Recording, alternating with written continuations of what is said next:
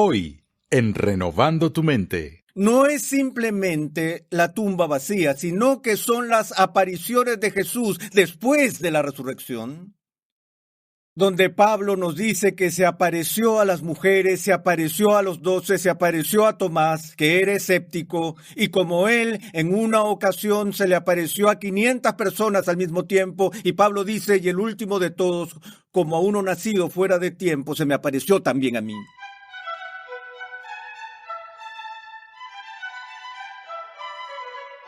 Bienvenido una vez más a Renovando tu Mente con el Dr. R.C. Sproul. Este es el 14º episodio en la serie de enseñanza del polvo a la gloria, Nuevo Testamento. En esta amplia serie, el Dr. R.C. Sproul nos ofrece un panorama de la verdad bíblica a lo largo de toda la Escritura. En el episodio anterior, vimos cómo Jesús, siendo inocente, fue llevado a la cruz a morir por nuestros pecados. Sin embargo, la historia no termina ahí. La Biblia nos dice que Él no se quedó en una tumba. Jesús resucitó. Los escépticos siempre cuestionan si la resurrección de Jesús realmente ocurrió. Pasemos de nuevo al salón de clases a escuchar al Dr. R.C. Sproul en la voz de Pepe Mendoza, mientras nos enseña cómo defender este evento histórico.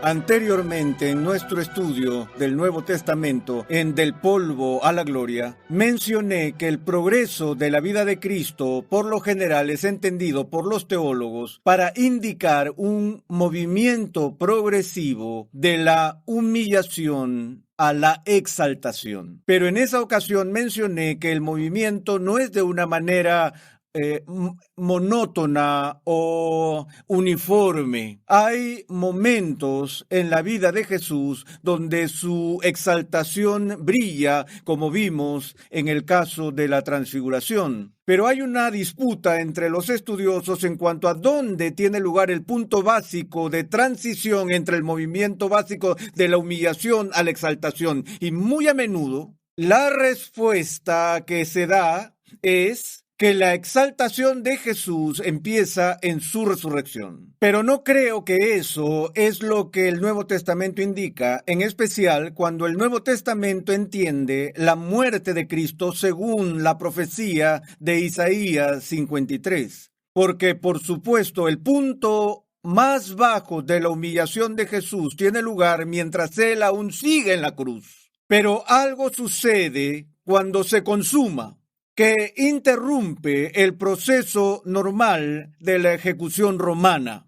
El procedimiento normal en el Imperio Romano para un criminal condenado que había sido ejecutado por un crimen capital era que su cuerpo tenía que ser sin ceremonia desechado en el basurero que ardía perpetuamente en las afueras de la ciudad. Ahora, fuera de la ciudad de Jerusalén hay un valle, y en ese valle hay un lugar llamado Gehenna. Y Gehenna llegó a estar asociada en términos de su simbolismo con la idea judía del infierno, como un lugar donde el gusano no muere y el fuego nunca se apaga, porque cada día la basura de la ciudad se depositaba en este vertedero y los fuegos siempre ardían de continuo. Y nos damos cuenta de que cuando Jesús murió, dos cosas no sucedieron. Bueno, algo que se nos dice es que ni un solo hueso de su cuerpo fue roto,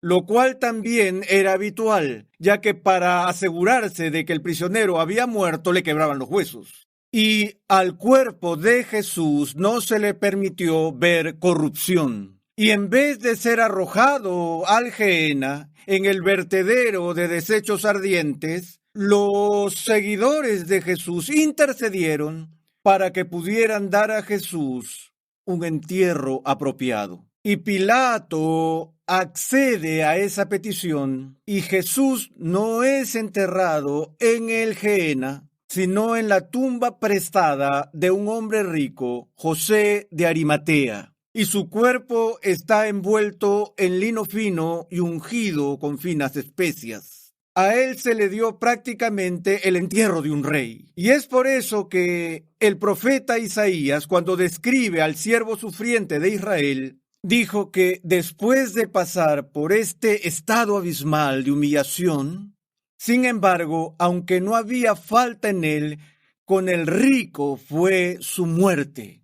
Y así, de una manera muy pequeña, empezamos a ver la transición de la humillación a la exaltación en las circunstancias que rodearon al entierro de Jesús. Pero no tendemos a notar eso por razones obvias, porque la exaltación que sigue en solo cuestión de horas es tan magnífica, de una magnitud tan brillante, que ese elemento más pequeño de la exaltación parece palidecer en insignificancia, y estoy hablando, por supuesto, de la manifestación resplandeciente de la gloria de su resurrección.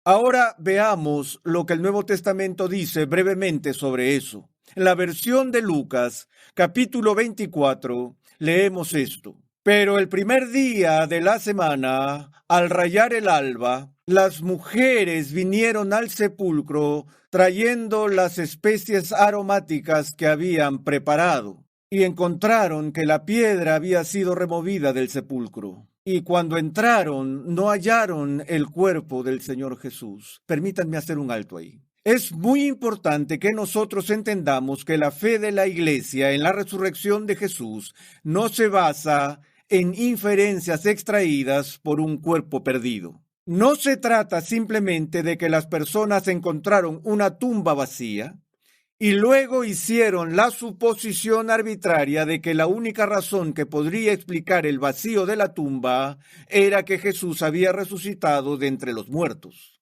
La fe de la Iglesia no descansa en ese tipo de especulaciones, sino que se basa en el testimonio de las Escrituras, tanto del Antiguo como del Nuevo Testamento, de los autores del Nuevo Testamento que dijeron que ellos están proclamándonos lo que han visto con sus ojos y oído con sus oídos. No es simplemente la tumba vacía, sino que son las apariciones de Jesús después de la resurrección, donde Pablo nos dice que se apareció a las mujeres, se apareció a los 12, se apareció a Tomás, que era escéptico, y como él en una ocasión se le apareció a 500 personas al mismo tiempo, y Pablo dice, y el último de todos, como a uno nacido fuera de tiempo, se me apareció también a mí. Así que el testimonio del Nuevo Testamento, de la resurrección de Jesús, es el testimonio de los que lo vieron, que lo tocaron, que comieron con él, y que hablaron con él.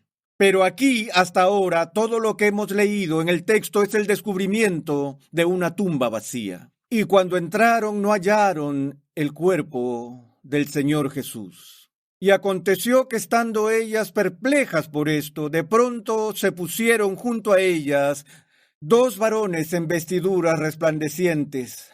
Y estando ellas aterrorizadas e inclinados sus rostros a tierra, ellos le dijeron, ¿por qué buscáis entre los muertos al que vive? No está aquí, sino que ha resucitado. No hay confesión más dramática de fe en todas las Escrituras que esa. Es la confesión que exclamamos cada Pascua cuando decimos entre nosotros, ha resucitado. Y respondemos a ese anuncio diciendo que ciertamente ha resucitado. Bueno, el primer anuncio vino de los ángeles de Dios. Este era un mensaje cuya fuente era Dios. Ha resucitado. Acordaos cómo os habló cuando estaba aún en Galilea, diciendo que el Hijo del Hombre debía ser entregado en manos de hombres pecadores y ser crucificado y al tercer día resucitar. Entonces ellas se acordaron de sus palabras, y regresando del sepulcro, anunciaron todas estas cosas a los 11 y a todos los demás. Eran María Magdalena y Juana y María, la madre de Jacobo. También las demás mujeres con ellas referían estas cosas a los apóstoles. A ellos estas palabras les parecieron como disparates, y no las creyeron. Saben, una de las cosas que ya he mencionado que me molesta acerca de nuestra actitud cerca de fines del siglo XX, cuando leemos el testimonio de escritores bíblicos, es que tenemos esta suposición arrogante de que la gente que vivió en el siglo I era ingenua, no crítica, precientífica, sin educación, bufones, o que eran personas tan supersticiosas que era fácil para ellos creer todo tipo de historias de eventos asombrosos, maravillosos y milagrosos, eventos como la historia de la resurrección. Bueno, dudo que la gente de esa época fuera más supersticiosa que nosotros. No creo que sus periódicos publicaran a diario el horóscopo, ni que tampoco hubieran quedado impresionados por los elementos mágicos del pensamiento de la nueva era. Pero, amados, era tan raro en el primer siglo que algún muerto volviera a la vida, tal como lo sería hoy en día. Y se nos dice que estas mujeres, que aún no habían visto al Cristo resucitado, al menos de acuerdo con este relato, aunque María lo había visto en el jardín, corrieron hacia los discípulos para contarles y los discípulos no creyeron. Los discípulos consideran increíble el anuncio, pero, sin embargo, no podían desestimarlo. Obviamente estaban confundidos por el comportamiento de estas mujeres y se nos dice que Pedro se levantó y corrió al sepulcro e inclinándose para mirar adentro, vio solo las envolturas de lino y se fue a su casa maravillado de lo que había acontecido. Ahora, lo que sigue en la versión de Lucas solo se encuentra en el Evangelio de Lucas y me parece una de las historias más fascinantes con respecto a la resurrección que no existe en ningún otro lugar de la Sagrada Escritura. Se nos dice en el versículo 13 del capítulo 24, aquel mismo día 2 de ellos iban a una aldea llamada Emaús, que estaba como a 11 kilómetros de Jerusalén, y conversaban entre sí acerca de todas estas cosas que habían acontecido. Y sucedió que mientras conversaban y discutían, Jesús mismo se acercó y caminaba con ellos, pero sus ojos estaban velados. Noten que no dice que había algo demasiado irreconocible de Jesús en forma inherente. Esa no es la razón por la que no lo reconocieron, sino que el Espíritu de Dios veló los ojos de estos testigos para que no lo reconocieran. Si esto no fuera una de esas cosas tan santas, sería cómico, porque ustedes ven a estos dos amigos andando por el camino, haciendo un viaje de 11 kilómetros de Jerusalén a Emaús, y están animados en su conversación y todavía están evidentemente en un estado de confusión y de pena. Recuerden, todas las esperanzas de los seguidores de Jesús estaban completamente destruidas cuando vieron al centurión perforar su costado y vieron la sangre y el agua fluyendo de allí y vieron a los soldados tomar este cuerpo sin vida y bajarlo de la cruz. Todas las expectativas de una liberación mesiánica fueron aplastadas en ese momento. Y así, supuestamente, estos dos hombres que habían invertido su esperanza personal en Jesús están hablando entre ellos de eso mientras van por el camino. Y Jesús camina detrás de ellos. Al parecer no estaban yendo muy rápido, quizá estaban en ese modo de arrastrar los pies que usualmente usan las personas cuando están desanimadas. Y Jesús se junta con ellos y empieza a escuchar de lado la conversación. Y él se hace el desinteresado. Les pregunto, ¿no les hubiera gustado ese día oír a escondidas para poder escuchar esta conversación que se estaba llevando a cabo en ese momento? Creo que sería increíble. Y Jesús les habla y les dice, ¿qué discusiones son estas que tenéis entre vosotros mientras vais andando? Y ellos se detuvieron con semblante triste. Respondiendo uno de ellos, llamado Cleofas, le dijo, ¿eres tú el único visitante en Jerusalén que no sabe las cosas que en ella han acontecido en estos días? Le dicen a Jesús, tú debes ser la única persona en toda la ciudad que no sabe lo que pasó el otro día en Jerusalén. ¿Pueden imaginarse cómo se sintió Jesús cuando escuchó esto? Es decir, él pudo haber dicho ahí mismo, esperen muchachos, déjenme decirles quién soy yo, y abrirles los ojos y decir, creo que sí sé algo sobre lo que ha sucedido en los últimos días. Pero ellos lo reprenden, y él les dijo, me encanta. ¿Qué cosas? Y ellos le dijeron, las referentes a Jesús el Nazareno, que fue un profeta poderoso en obra y en palabra delante de Dios y de todo el pueblo. Y cómo los principales sacerdotes y nuestros gobernantes le entregaron a sentencia de muerte y le crucificaron. Pero nosotros esperábamos que él era el que iba a redimir a Israel. Bien, una de las cosas más difíciles que la gente sufre es la expectativa frustrada.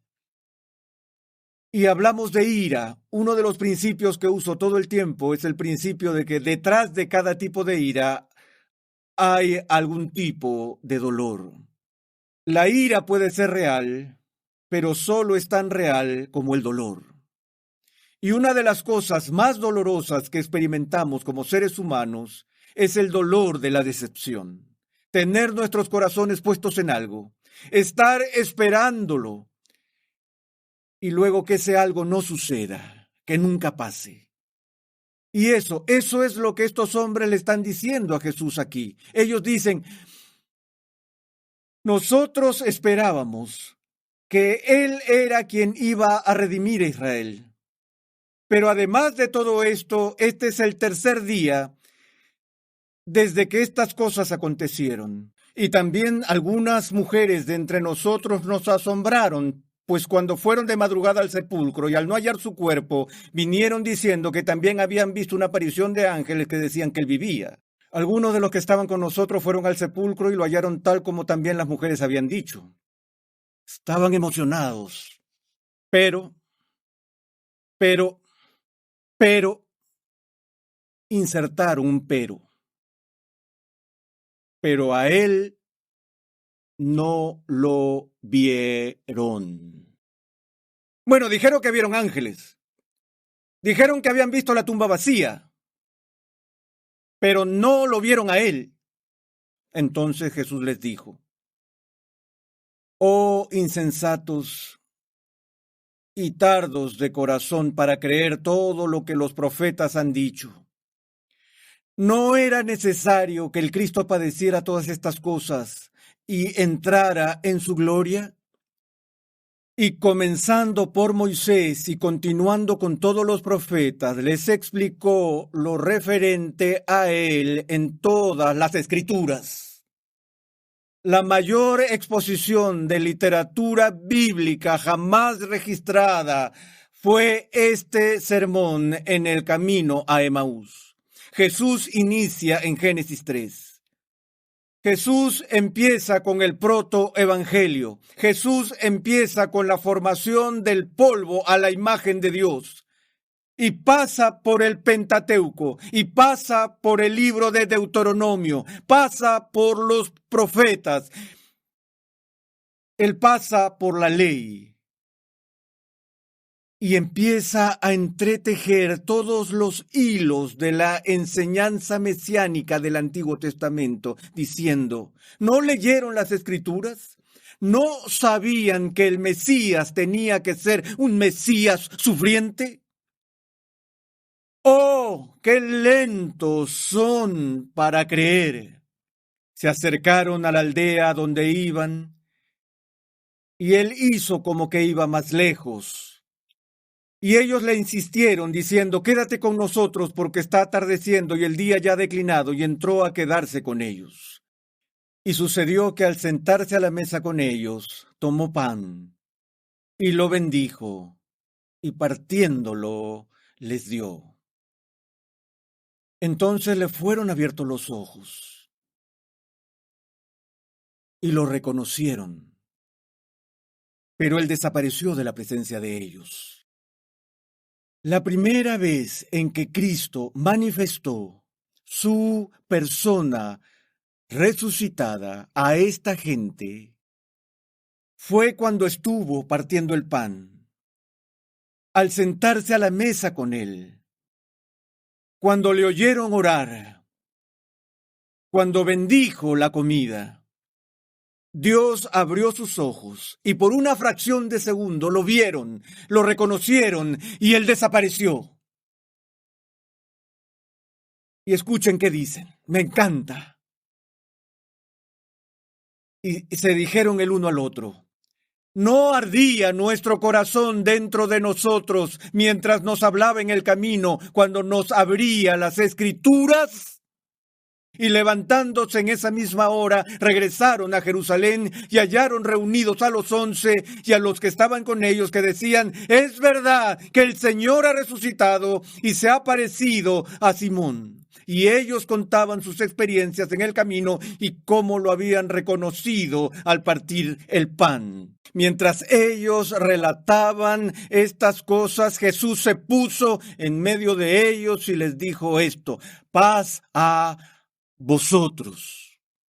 Cuando nos fijamos en esto desde el punto de vista del siglo XX y las cosas que oímos todo el tiempo de la gente esto es imposible. Lo único que sabemos de las leyes de la naturaleza es que no hay una palingénesis. Una vez que la persona está muerta, realmente muerta, permanece muerta. Esto es demasiado sorprendente para que una persona sobria en nuestros días lo crea, y la opinión es esta: es imposible.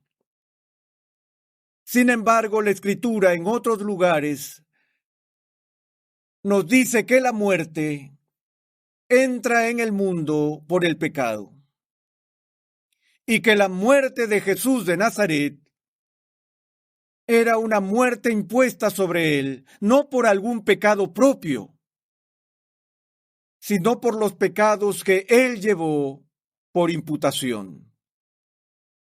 Y así las Escrituras tienen una perspectiva diferente sobre esto y dicen: era imposible que la muerte lo retuviera. Tan imposible como lo sería que Dios fuera injusto y no fuera recto. Que Dios permitiera que su Hijo inocente se quedara muerto. Se nos dice que Jesús fue resucitado para nuestra justificación. Que al igual que la muerte no pudo retenerlo, Dios no pudo ocultarlo, sino que demostró al mundo la satisfacción de la obra de su escogido, habiéndolo levantado de los muertos. Y como Pablo luego declaró a los filósofos atenienses que esta es la prueba de que Dios mismo ha dado, de que este es el Cristo y es aquel por quien toda la gente en este mundo será juzgada. Él ha resucitado, dijo el ángel. Y los hombres de Emaús, cuando volvieron al grupo de los discípulos, dijeron: ha resucitado ciertamente.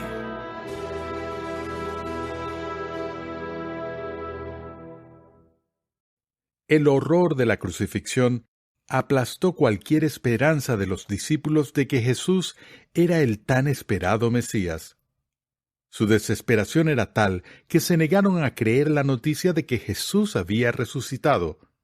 Solo la presencia física del propio Jesús les convenció finalmente de que Él había conquistado la tumba.